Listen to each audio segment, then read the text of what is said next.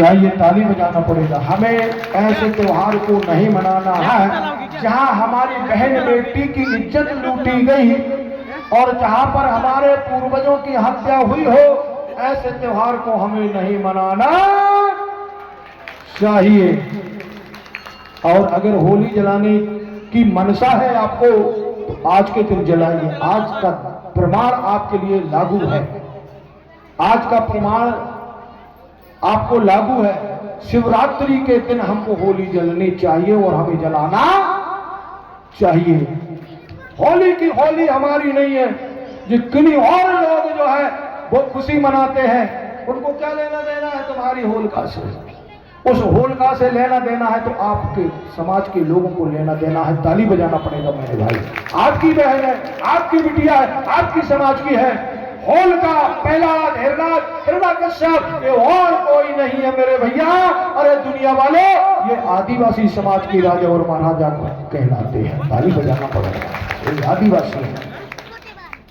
लेकिन देखा गया कि जितना अत्याचार उस जमाने में हुआ, वो अत्याचार आज भी तुम्हारे साथ होने जा रहा है।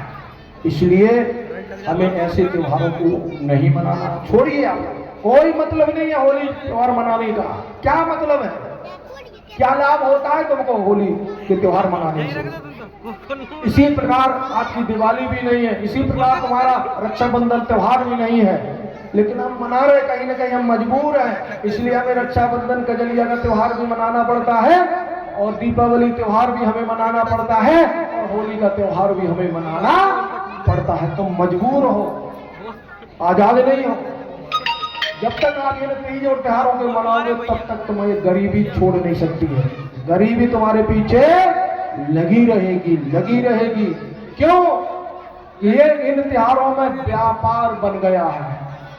फायदा तुम ही नहीं हो रहा, जो व्यापारियों फायदा हो रहा भैया। जितने तुम सामान खरीदोगे ना, तो व्यापारियों की तिजोरी भरेगी और तुम्हारे जेब खाली। क्या हो रहा है? इतने वर्षों से त्योहार मना रहे, दीपावली मना चले आ रहे, रक्षाबंधन, कजलिया मनाते चले आ रहे, होली मनाते चले आ रहे, लेकिन आदिवासियों के लक्षण एक भी नहीं सुधरे। ताली बजाना पड़ेगा। क्या हो रहा है मेरे भाई? अभी तक तुम बर्बाद हो, बर्बाद होते चले जाओगे। इसलिए भारत में मुस्लिम भाइयों के त्योहार अलग हैं, वो अपने शौक से मानते हैं। ईसाइयों के त्योहार अलग हैं, जैनों के त्योहार अलग हैं, सब के त्योहार अलग अलग है। ऐसी प्रकार हमारे आदिवासी लोगों को भी अपने ही त्योहार मनाना चाहिए। कोई तुम्हें उंगली उठाने वाला नहीं है, लेकिन तुम्हारी आदत बन गई है दूसरों की तिजोरी भरना।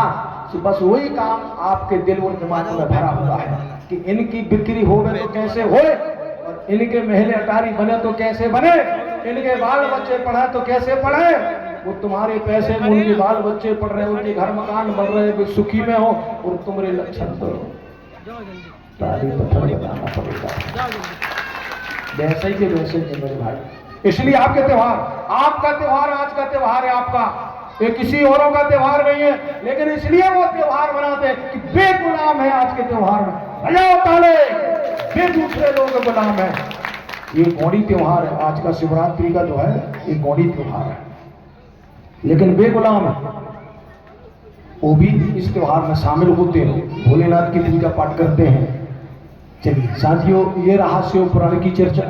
अब मैं आपको ले चलूंगा तुम्हारी गौड़ी पुराण के लिए। सुनेंगे सभी लोग? सुनेंगे भैया? हाथ उठाओ। सुनेंगे गौड़ी पुराण की कथा? है? आपका दिल पक्का होना चाहिए, कलेजा पत्थर जैसा होना चाहिए, तब कहीं आप गौड़ी पुराण की कथा सुन सकते हो। वो जबरदस्त कथा है मेरे भाइयों।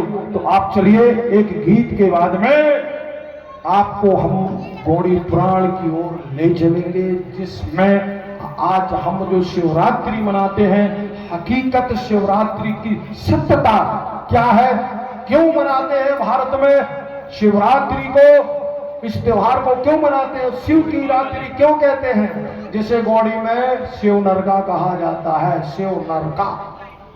तो चलिए, गीत के बाद मैं आपको इसी कड़ी में जोड़ूंगा। सब लोग ध्यान से सुनेंगे और आनंद लेंगे। बोलो फड़ा फेनोता सेवा सेवा।